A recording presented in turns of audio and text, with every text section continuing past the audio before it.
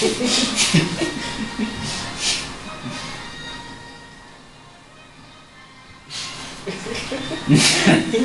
wait a minute.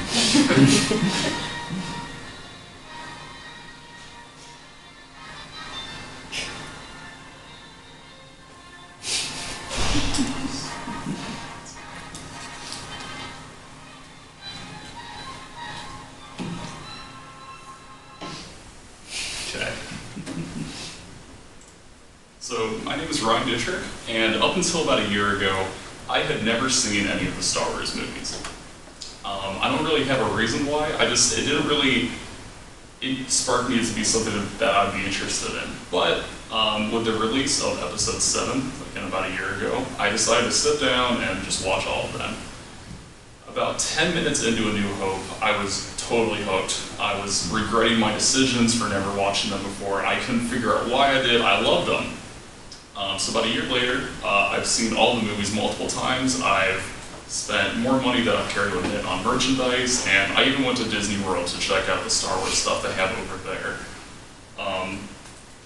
So Star Wars is a pretty big industry. I don't think I have to tell you guys that, but I am anyway.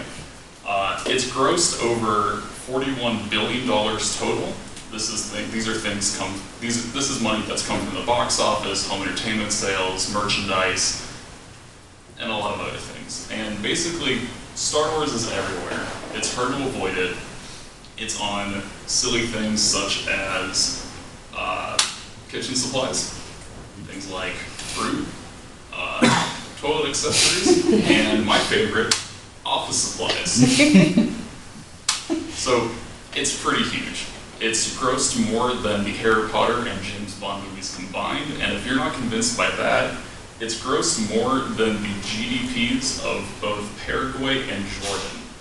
But it wasn't always this big. To quote a little bit from my paper, Star Wars was released in the theaters on May 25th, 1977. Surprisingly, it wasn't set to be the grand motion picture that we've all come to love. Eric Lomas is a distribution executive for the Weinstein Company and talks a little bit about the true nature of Star Wars' troubled release. He confesses that Lucasfilms was originally set to be the summer's B-track film with the A-track slot belonging to The Other Side of Midnight. He claims that Star Wars was seen to be a kiddie movie. Basically, in 1977, George Lucas wasn't really well known yet. He had his one feature, American Graffiti, which did well, but it wasn't enough to put him into the spotlight of Hollywood. So he came out with this grand idea for a science fiction fantasy adventure called Star Wars. No one really knew what to think about it. Originally, only about 70 theaters in the country were booked for it, so eventually they decided that if a theater wanted The Other Side of Midnight, which was supposed to be the big summer release, they also had to play Star Wars. So this could also contribute to how big it was. But obviously we know Star Wars as being just momentous, because it is. It changed the movie industry forever. It set a new standard for what movies should be. So I decided to look at really what made the first trilogy of Star Wars so popular that we still, 40 years later, are still talking about it, we're still making movies, we're still making merchandise. The first thing I want to talk about is what it did for the sci-fi genre. Before 1977, the sci-fi genre wasn't really open to a lot of audiences. It wasn't really meant for kids, it was mainly for adults, grown-ups, people of a mature audience. Two good examples of these are 2001: A Space Odyssey and A Clockwork Orange, which were two of the biggest sci-fi titles before Star Wars. 2001: A Space Odyssey, while it was rated G, had a lot of themes and ideas that weren't very understandable to a lot of audiences. Even today, a lot of its meaning is still disputed and talked about.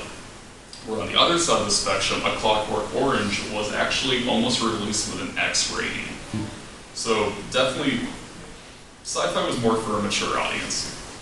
However, with Star Wars, Eric Lomas, who I just mentioned, he did say it was a kiddie movie, and though it's not necessarily labeled as a kid's movie, it did bring a lot larger of an audience to the sci-fi genre.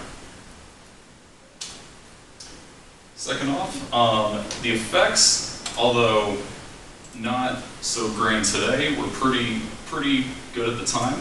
So if we look at the classic fight between Obi-Wan and Darth Vader, obviously this wouldn't do too well shown in audiences today.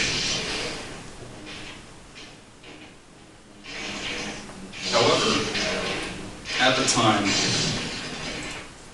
this sort of thing would have been revolutionary. We've never seen anything like what was shown to us and was shown to theaters in Star Wars back then, within the opening crawl or the Millennium Falcon evading Star Destroyers. Nothing like that has ever been seen.